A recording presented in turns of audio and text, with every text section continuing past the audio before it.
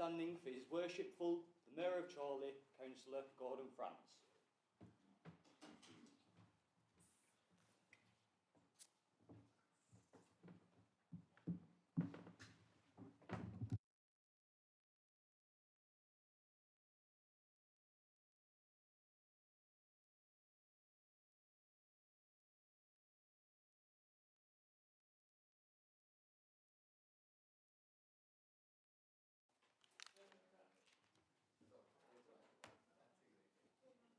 Thank you to everyone for attending this meeting. My name is Councillor Gordon France and I am the Mayor. Nearer. Members of the public are welcome to observe the proceedings on YouTube. Due to regulations surrounding voting, only those members physically present are able to vote.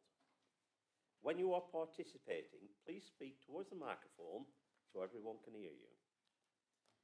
Please do not obstruct your mouth to ensure that anyone lip reading can do so. If anyone is having an issue, please let Democratic Services know. Some housekeeping. We're not expecting a fire drill, so if the alarm sounds, please exit the way you came in. It's for real. Please ensure that any mobile phones are switched to silent. If the technology fails, I will adjourn the meeting to try and resolve the issue.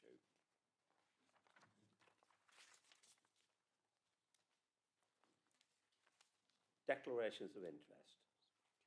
Oh, apologies. We've got apologies from Councillor Sam Martin, Councillor Arjun Singh, Councillor Deirdre Moss and Councillor Zara Khan. Declarations of interest.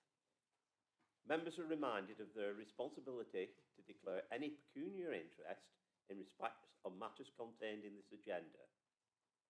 Are there any declarations of interest? Councillor Bradley. Thank you, Chair. I'd just like to clarify that obviously we'll be debating on the notice of motion the winter fuel allowance. There is no requirement for any councillor who's a pensioner to declare an interest, is there? I did think meant to it earlier today, but I was fairly sure it wasn't, so apologies. Yes, that's correct. There's no need for anyone to declare a personal or prejudicial interest in relation to this particular item. The matter you'll be discussing is whether to lobby, not actually make a decision in relation to the receipt of the benefit.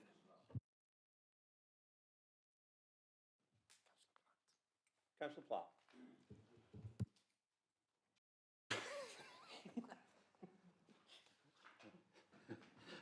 I appreciate what the monitor officer says, but I will have to declare a pecuniary interest in that particular item.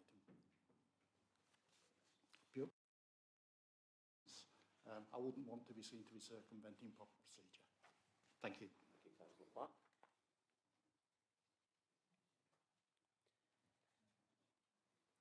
The minutes are on page 3 and 6.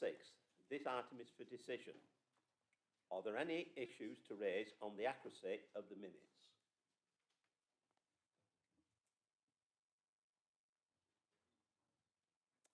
Councillor Bradley, do you want to propose them? Thank you, Mr. Mayor. I propose that the minutes of the meeting held 16th of July are taken as a true and correct record. Thank you. Seconded. Mr. Mayor. Seconded.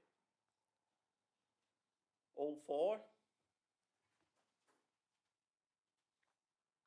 Against? Any abstentions?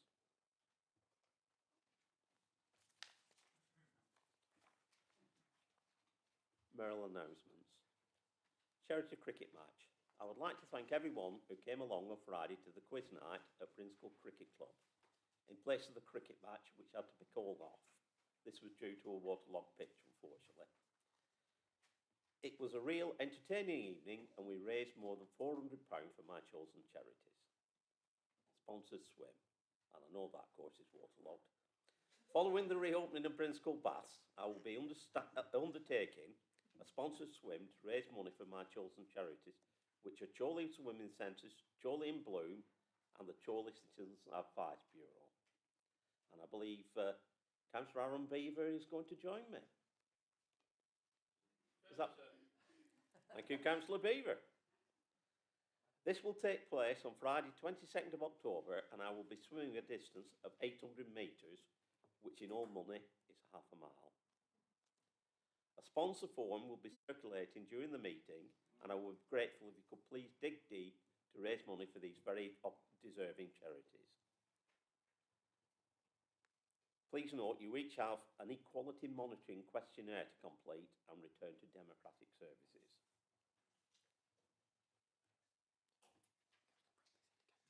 Councillor Bradley.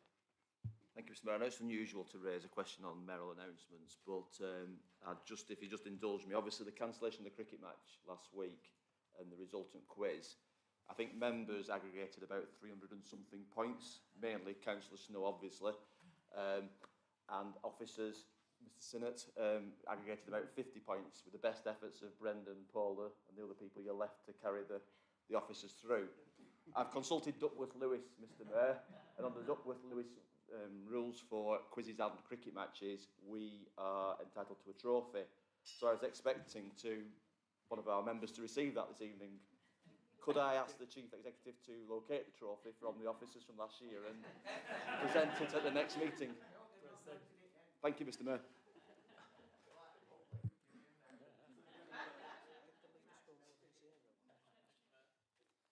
Councillor Beaver. But just a point of accuracy, it's 8,000 metres, not 800. He's checking.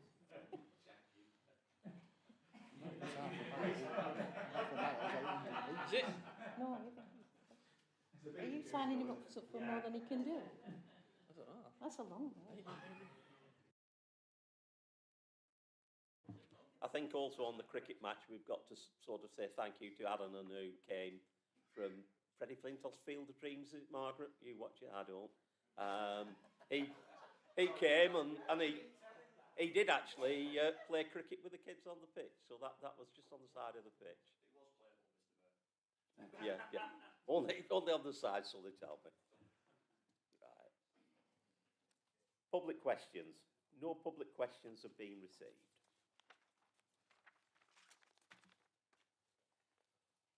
Overview and Scrutiny Committee and Task and Finish Group. This item's for noting. Councillor Deborah Platt, please can you present the report? Thank you, Mr. Mayor. I'd like to present the report that summarises the business considered at the meetings of the Overview and Scrutiny Committee panel on the 31st of July and the Overview and Scrutiny Committee on the 1st of August. Councillor Lees, please can you second? Thank you, Councillor Lees. Please can we note the report? Governance Committees is page 15 and 16. This item again is for noting. Councillor Alan Platt, please can you present the report? Thank you, Mr. Mayor. I've not got round the technology quite yet, excuse me. Yes, happy to present the report from the Governance Committee meeting held on Wednesday, the 31st of July 2024. Councillor Clifford, can you please second? Happy to second, Mr. Mayor. Thank you, Councillor Clifford. Please can we note the report?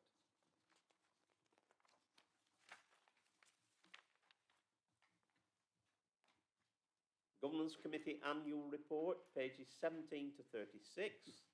This item again is for noting. Councillor Alan Platt, can you please present the report?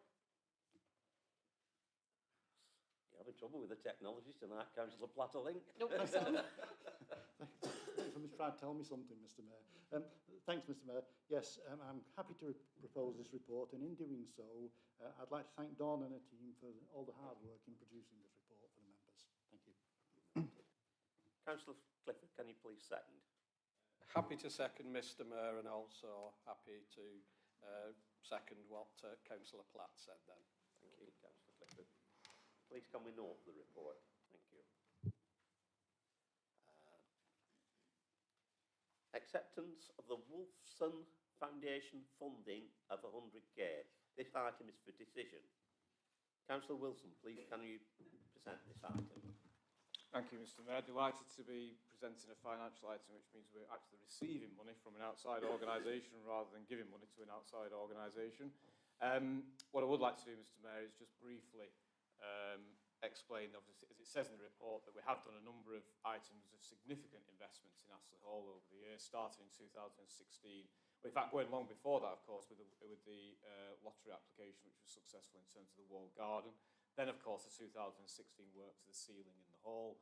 2020, we had the major renovation where we removed the render from the outside of the south wing, as it were, and went back to the lovely red brick facade.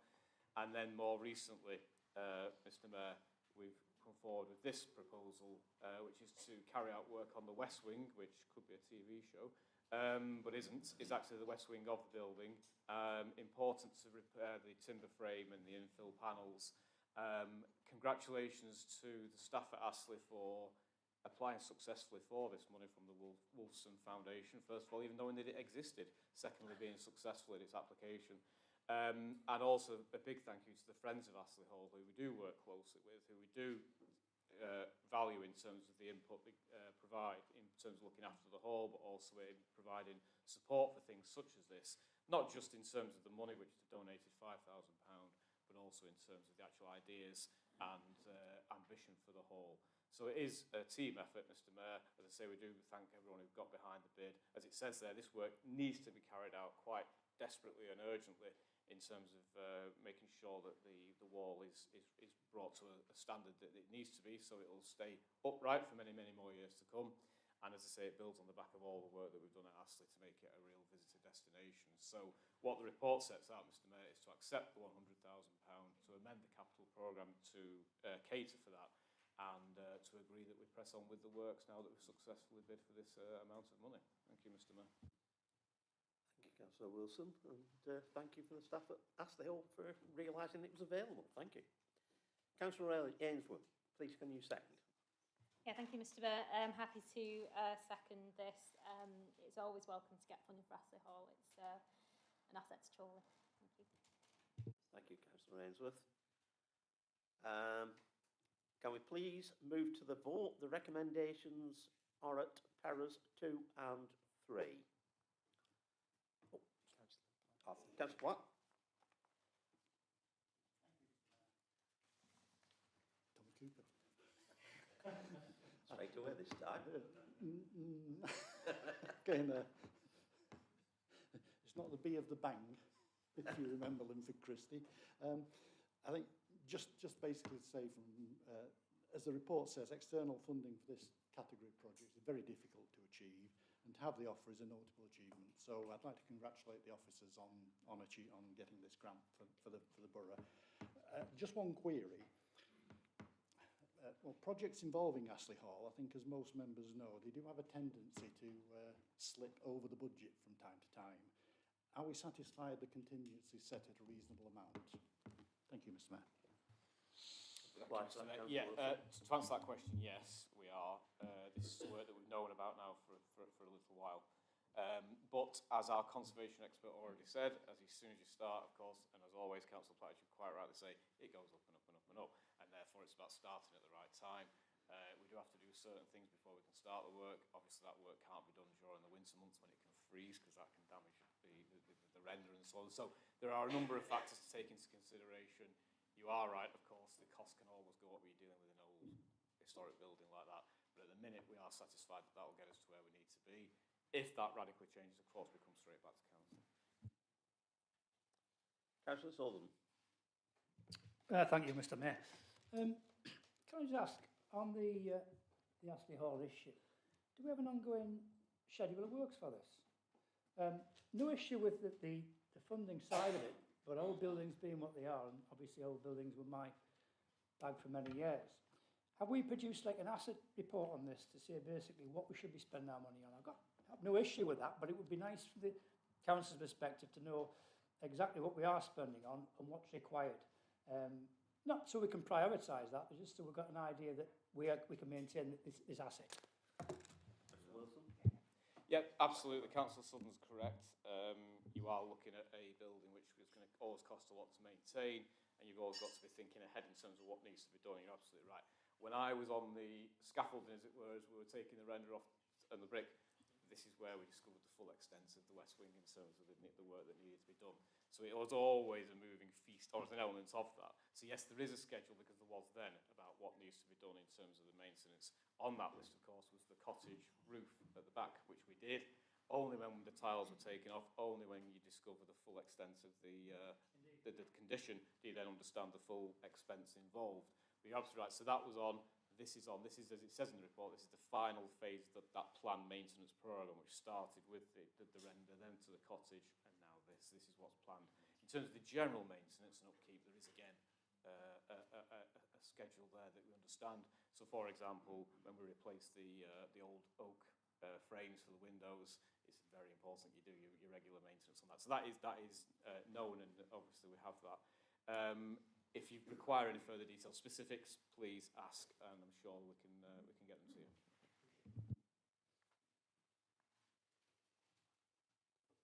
Anybody else, any comments on this item?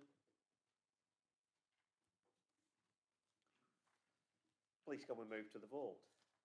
As I said before, recommendations are at paras 2 and 3. All those for?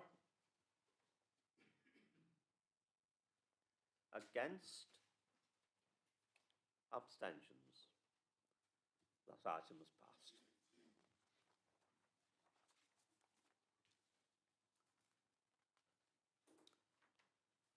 Local Authority House Funding Grant Acceptance. This item is for decision. Councillor Howarth, can you please present this item? Thank you, Mr. Mayor. It's with some pleasure that I can announce this. It's a matter that's been continuing for some time, that the council has been awarded £65,400 from the government's Local Authority Housing Fund. This follows an application made by officers, and the grant will add 6 housing units to the council's already substantial stock of properties. The background to the application was a growth in housing families in Cotswold House. As we all know, Cotswold House was set up for single units. Increasingly, people with families, children, have needed to seek refuge, and what we've been wanting to do is to find more suitable accommodation.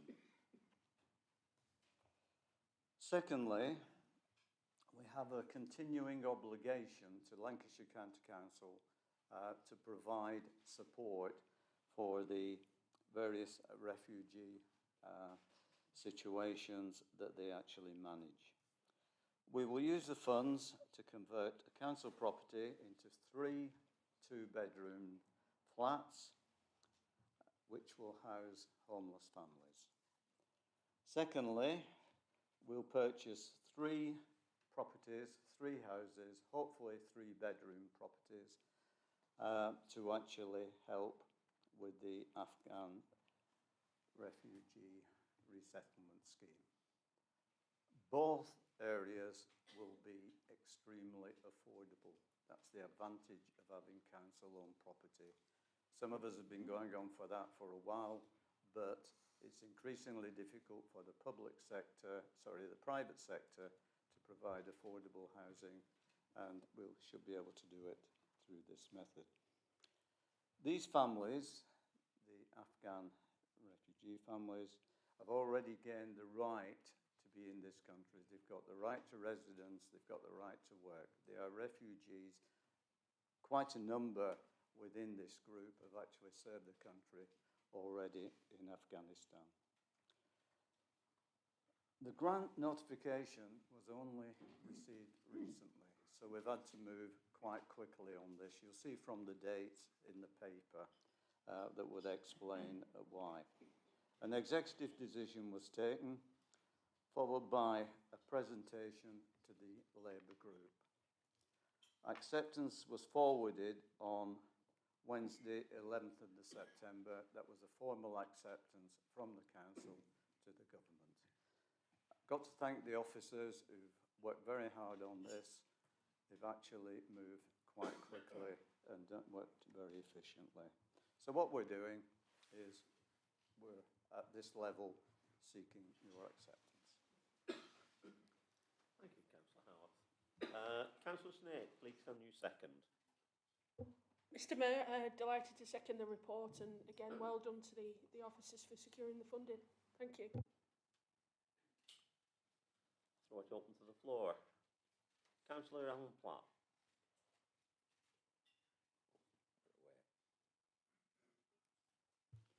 Thank you, Mr Mayor. One day, eh?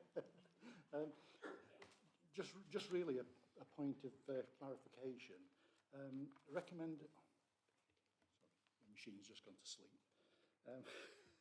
Yeah.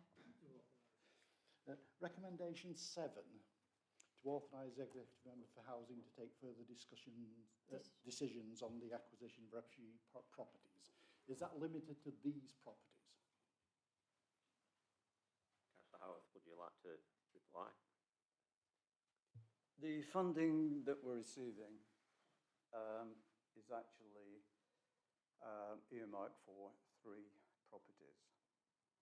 Subsequently, we may be purchasing more, but that would all depend on funding coming in. Councillor Alan Platt. Thank you, Mr Mayor. In that case then, it does appear to be a bit open-ended with no apparent controls. Could a sentence be added to it to ensure it doesn't sort of run away with itself? Just to provide reassurance, I don't know what Councillor Platt's saying. Effectively, that sentence almost reads as in you can buy any property once and the executive decides. Obviously, the same rules apply if we go over the threshold. It's 100,000. It comes to full council, etc., etc. So, highly unlikely to be buying a property for less than that. So, obviously, it would have to go back. I think the principle of that is it continues to do that work, and the exec member continues to make recommendations or seek properties for refugees if they're deemed suitable to match the need that's there. I might be wrong on that, but obviously, a financial spend has to come back to full council over the authorised limit.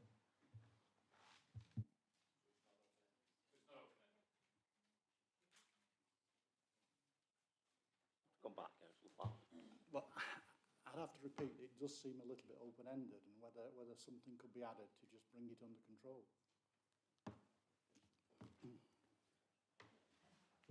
Councillor Wills. I mean, Councillor Wilson, yeah. I'm just reading it. Just to sort of read. I mean, to authorise the executive member for housing to take further decisions on the acquisition of refugee properties. That, I presume, is just a function of the exec member. That's what he's done in this respect, and it's what he'll continue to do. So it's just, in that sense, it's business as usual. If properties come up, that's part of the remit. So any decision to purchase still has to be approved by the council. So it's not a blank cheque for buying properties. Absolutely not, because it has to be approved by council.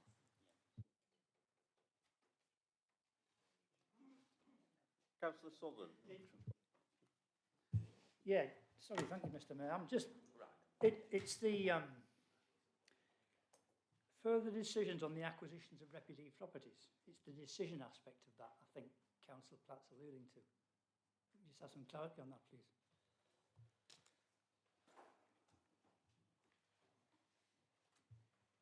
I think...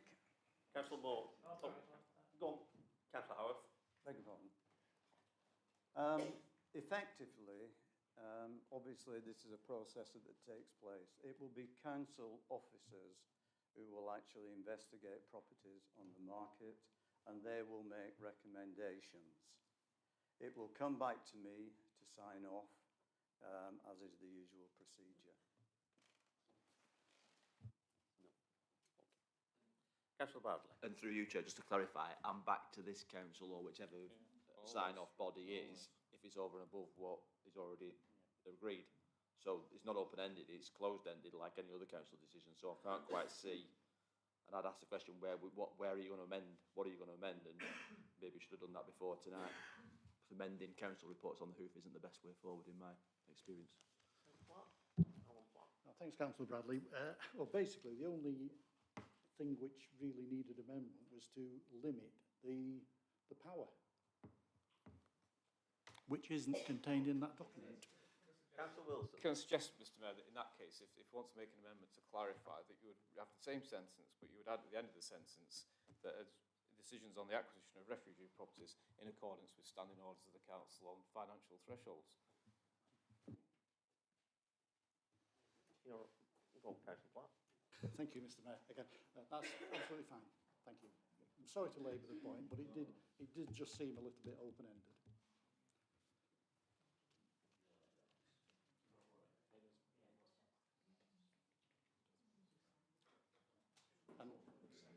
And my final point, sorry. paragraph 12, it's refreshing to see the previous government's support being continued.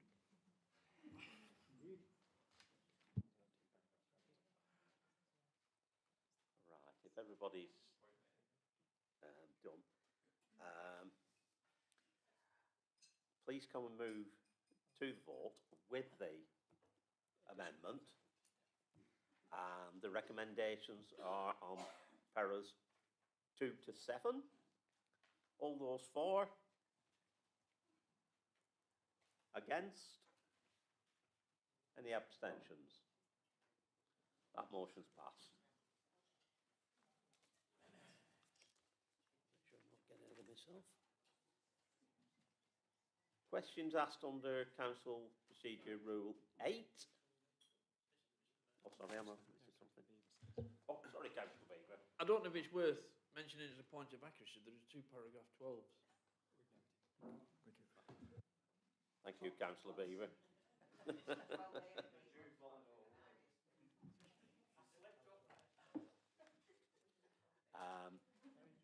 Right, moving on. Questions asked under Council Procedure Rule 8. No questions have been received.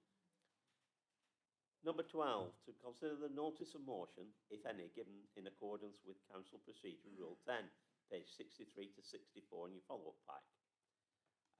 There's an item for decision.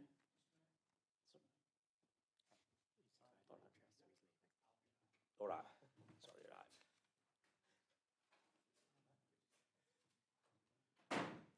Councillor Deborah Platt, can you present the notice of motion? Just thinking, following him saying, I'll be back, and say, if we call you back.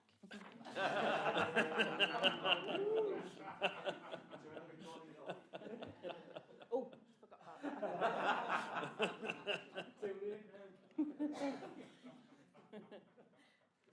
Right, gloss over that bit.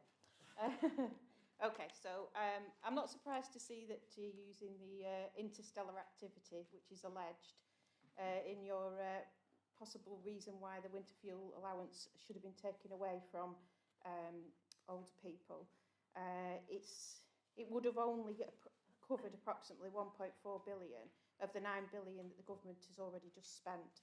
And it is disappointing to note that members opposite could not put party politics aside to vote for the notice of motion as written and felt the need to water it down. But in saying that, I'm actually quite pleased to see that you did acknowledge that it is right that we should be doing more for the residents of Chorley to try to assist them to get either the winter fuel allowance through a different means or supporting different methods. And I just need to point a clarification from the monitoring officer. Should we withdraw our notice of motion before it goes to vote? Because obviously we won't win. If the Labour group then choose to move an amendment to it, the Conservatives could accept it or decide to oppose it. But we need the motion to be moved second. So the thing is, Councillor Platt, we need the motion to be seconded, and then we can discuss it. Unless you want to withdraw the whole motion. Unless you want to withdraw it altogether.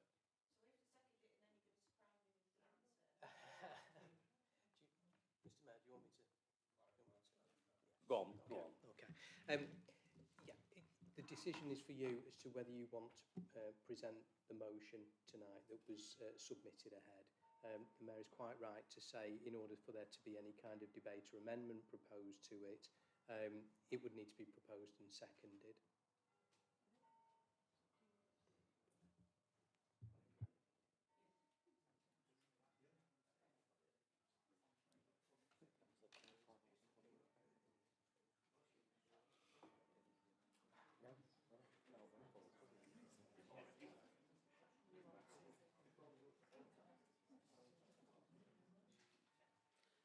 Councillor Sullivan. Yeah, thank you, Mr Mayor. Obviously, the figure for the winter fuel allowance was a figure of £300. And I'm just wondering, in line with other councils across the country, has the council come up with a figure that they would think they would substitute what was the government payout? Have Chorley Council got a figure in mind for what we would be looking to pay pensions? So we need the proposer and a second for the motion. We can't enter debate until we've got a motion proposed and seconded. Right, Councillor Sullivan. Obviously, I'm getting advice. They're saying until the motion's actually been seconded, we can't discuss it. That is what I'm being told council procedure is, Councillor Sullivan. Councillor Devon Platt. Thank you, Mr Mayor. Can I withdraw our notice of motion in favour of the one that's going to be presented in a minute, but can we reserve the right to ask questions? Just to clarify, if that motion gets withdrawn, there is no amendment. There can be no amendment to it. See, I told you you'd surprise me with a result after I was withdrawn. So if you withdraw the motion, there is no motion. So therefore, you can't have an amendment to it. You need to move your motion, and I assume the Labour Group would then move an amendment. Okay. And then you debate that. Scrap that then. We'll propose our motion in favour of our original wording, and we'll ask questions later. Councillor Sullivan. I'll second that proposition. That's a surprise. You're not getting out of it that easy. Can I open it out to the floor now? Councillor Bradley. Much as I would like to ask questions of the actual original motion, I think I'm better off just presenting our amendment, Mr Mayor, if that's okay. And just to point out there is a typo in it, so I'll pick that up as we go through it. But we do actually welcome the motion. It shows that our opposition is functioning, which is a great thing to see. Obviously, what we were supposed to say, Mr Mayor, and I'll read it, but I'll try and intersperse with things that we would points to make as well, so I'm not duplicating. But the Council notes that the Labour Government's recent decision to restrict the winter fuel allowance only to pensioners in receipt of means-tested benefits, such as pension credits, as announced recently by the Chancellor Rachel Reeves. Chorley Council recognised that this decision was taken as part of measures to tackle the £22 billion black hole in the public finances left by the previous Conservative government, and we could debate that all night, I'm sure. But perhaps more importantly, Mr Mayor, we do acknowledge that the significant role that winter fuel allowance played in helping all the residents in Chorley and across the UK to afford their heating bills during the winter months, and the additional strain the removal of that allowance will place on vulnerable pensioners and those who don't claim or are entitled to pension credit.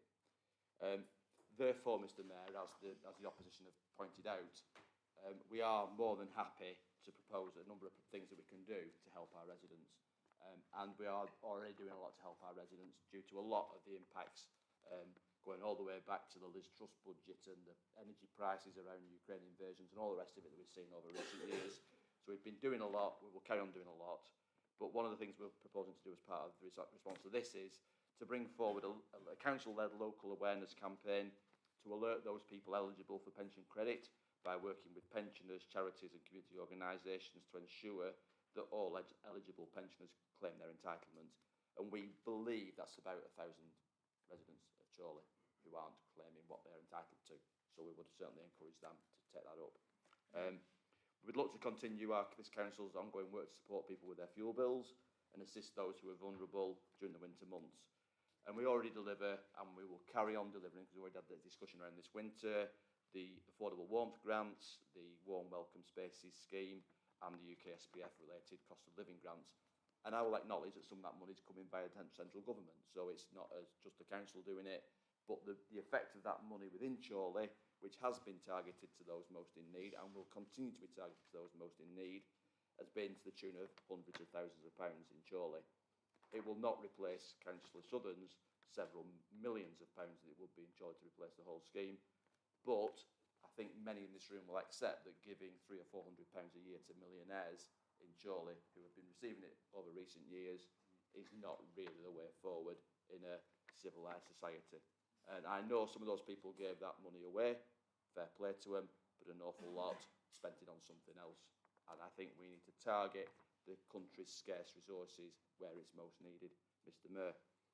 And the third thing is that myself to write to the Chancellor of the Exchequer to outline the concerns of all of us in this room about what the likely impacts would be on members of the public in Chorley, and look to the government to extend further targeted financial support to those most vulnerable groups as part of the impact realisation of what this policy does. I am sure it is not a policy that a new Labour government want to come in and do on day one, but as the government have pointed to, things are worse than what they anticipated, and unfortunately this may be the first of a number of items that we'll see coming forward over coming months. Hopefully not.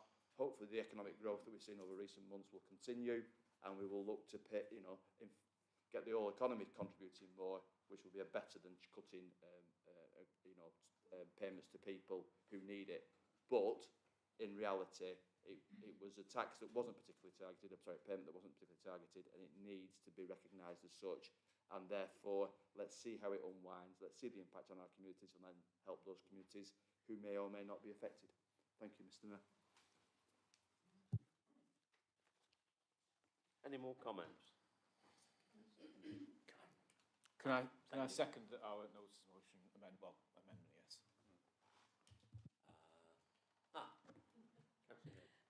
Could I just ask the leader, Councillor Bradley, that the 1,000 people who are not claiming, many of them is because of difficulties filling out the paperwork.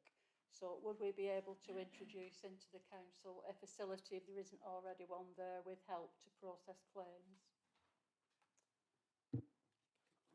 Councillor Murray. Thank you, Mr Mayor. We can actually identify people through the council tax system that may be sort of on the border of claiming pension credit, and we're working closely with Citizens Advice Bureau because they have lots of people coming in through their door, so they're very proactive in trying to help people sign up, as well as some of the food clubs. We have Citizens Advice Bureau go out, as well as Trolley Buddies and other organisations that will help people check what they're entitled to. Thank you. Councillor Murray. Any more? Councillor Southern. Thank you, Mr Mayor. Councillor Bradley mentions the word impact. We haven't had an impact statement. We don't know what the effect of this is. And the £300 that so-called millionaires got did seem something of an anomaly, and I agree with that. It was done because it was the cheapest way of doing it. And as he quite rightly points out, a lot of people did give the money away. The point is, it's the pensions that don't qualify for pension credit, the ones that are just managing, just getting by, or the ones that are too proud to ask for it. They're the ones I feel sorry for, and I think this is where this is going to take its most impact, particularly when it happens in the winter time. This wasn't in the Labour manifesto. And as regards to £22 billion, let's not get into that. Why not? Sorry? Well, if you want to, well, should we start on that then? Because apparently, according to the £22 billion back home, we can't afford to pay pensioners £300, but we can pay train drivers. The first thing you did when you came in, I'm not going to get into this. At the end of the day, this is about the residents of Chorley. This is about pensioners in Chorley. And the question I asked earlier was, do Chorley Council, quite rightly, have said pensioners do need to be supported? Do we have a figure in mind for that?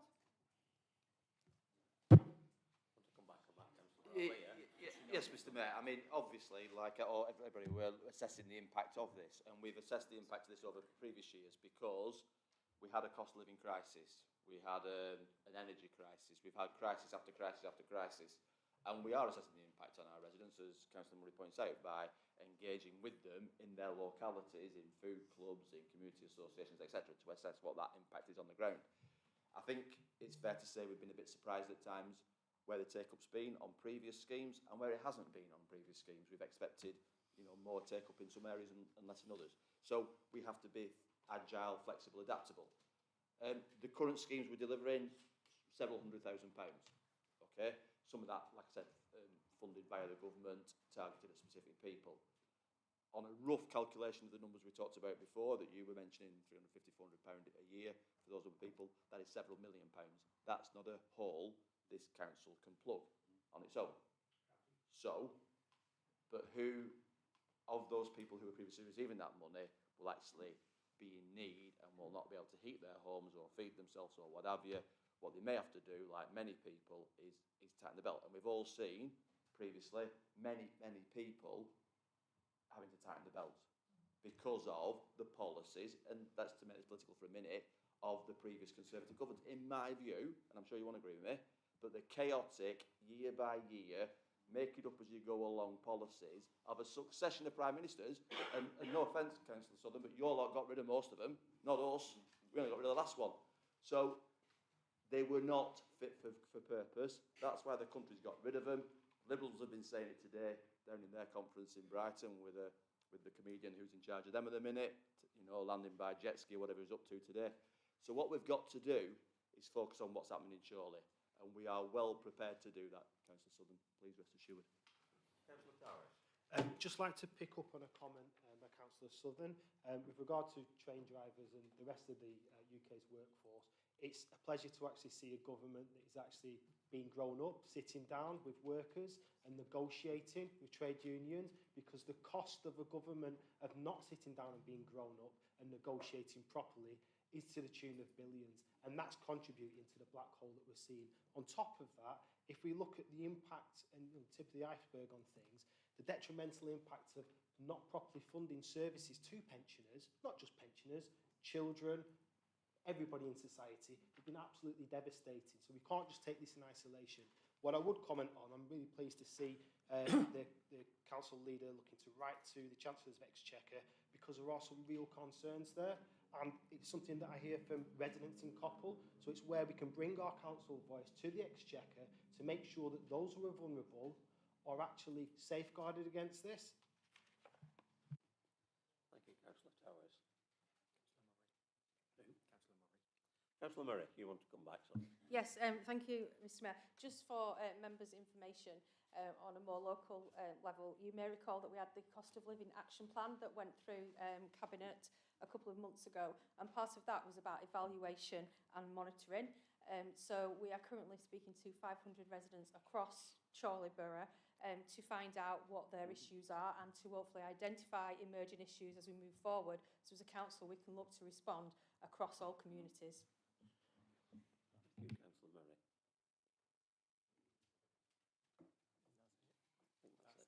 So we move to the vote on the amendment. bottom then. Right. Councillor France. Thank you.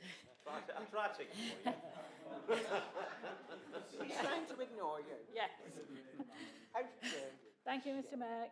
Can I just ask for assurance that the council will seek to promote the uptake of the pension credit to those 1,000 people who are not claiming it, so that all the social media avenues and all communications, including the website, direct communications such as the rates bills when they're duly sent out, all have some information there about how exactly to claim pension credit and what the threshold is, so that no one is failing to claim because they don't understand the rules. Thank you.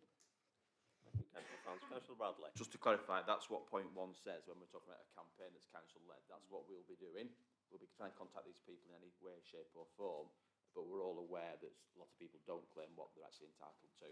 And as Councillor Murray points out, we are going to write to everybody we think qualifies to encourage them to take that up, because they're due that money, and that will help, because they are the people who would appear are at the greatest risk.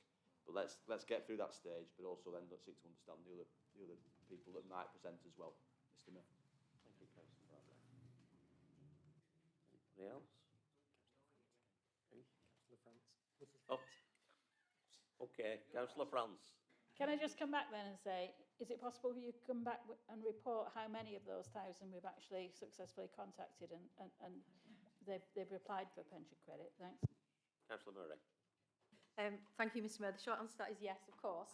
But I don't know whether all members get it, but I can ensure in future that every so often officers do a cost of living sort of report on how many people we've supported, where we've spent the funds that we've had from household support, how many children have accessed holiday activities. So I can ask for that to be circulated.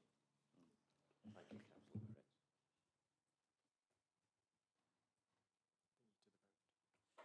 Right, we'll move to the vote. On the amendment, all those for? Against? Any abstentions? Right, does somebody want to tell Councillor Alan Platt he can come back in now?